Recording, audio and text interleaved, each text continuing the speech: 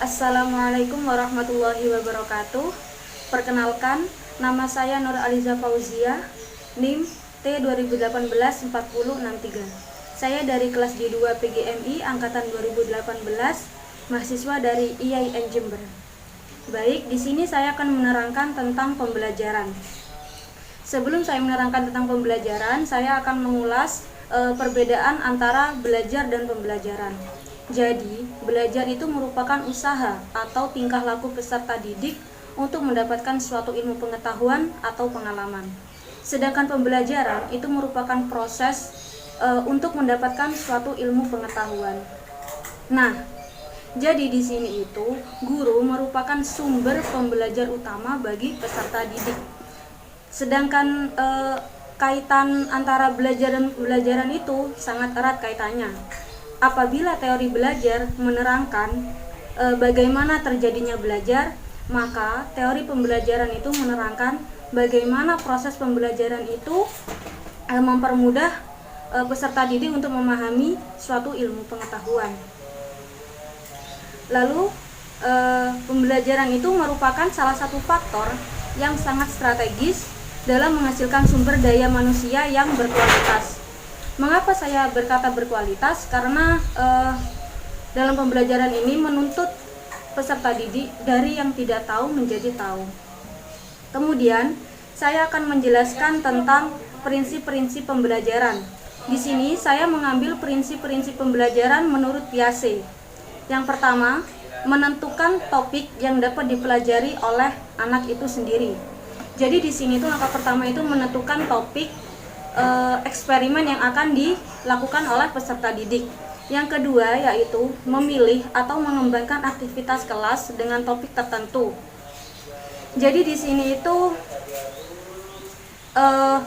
peserta didik itu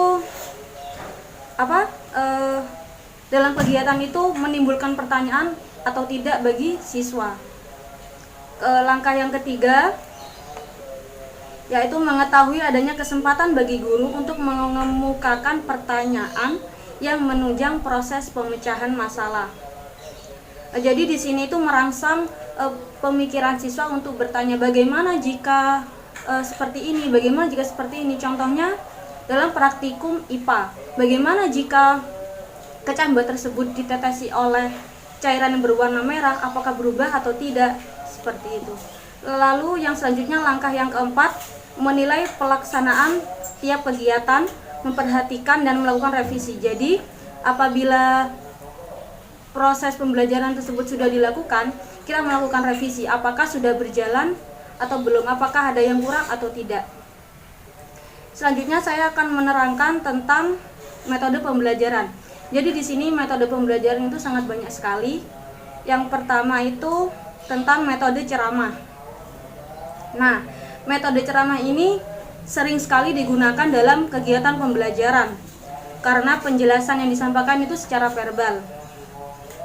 Nah, dalam keterampilan metode ceramah ini yang harus diperhatikan yaitu yang pertama kejelasan guru dalam menyampaikan materi. Yang kedua, penggunaan contoh.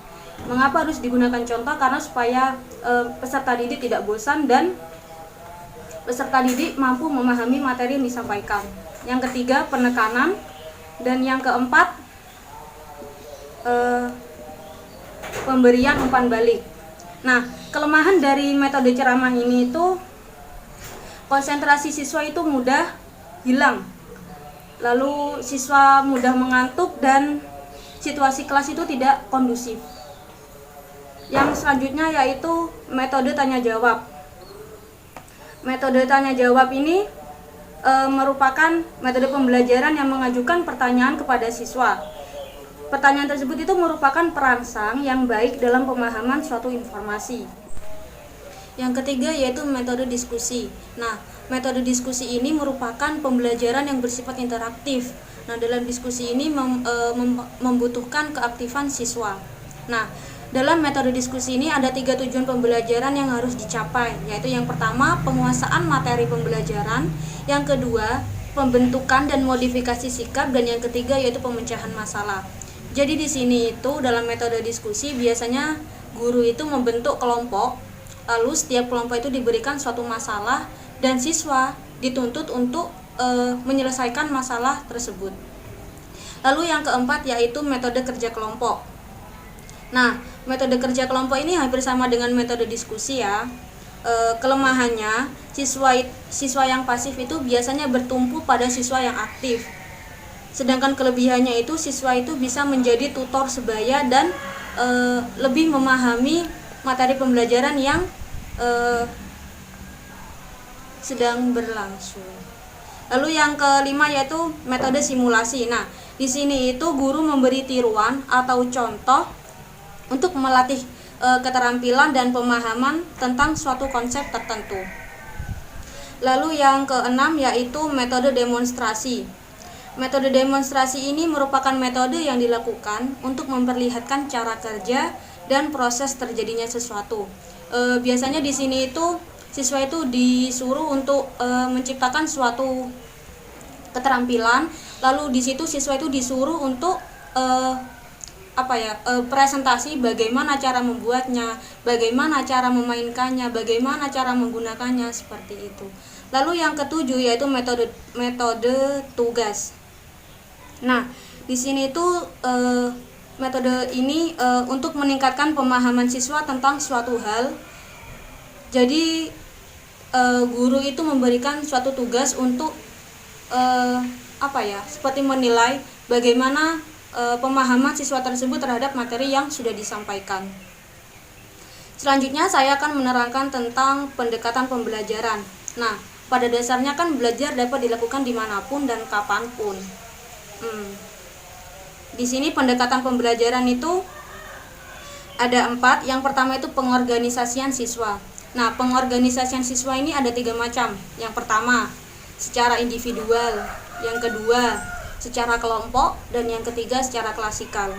Pendekatan pembelajaran yang kedua yaitu posisi guru dalam pengolahan pesan. Nah, dalam pendekatan yang kedua ini menggunakan 2 strategi. Yang pertama, strategi inquiry, dan yang kedua, strategi expository. Lalu pendekatan yang ketiga yaitu pencapaian kemampuan dalam pembelajaran. Nah, dalam pencapaian kemampuan dalam pembelajaran ini siswa itu dituntut untuk mempunyai kemampuan mental seperti ranah kognitif. Kognitif ini berarti ilmu pengetahuan, afektif, tingkah laku, dan psikomotorik keterampilan.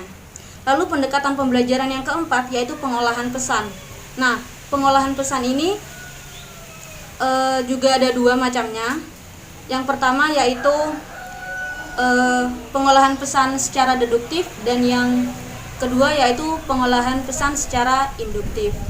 Sekian penjelasan tentang pembelajaran dari saya, dan saya di sini akan menjelaskan masalah pembelajaran yang sering kita jumpai.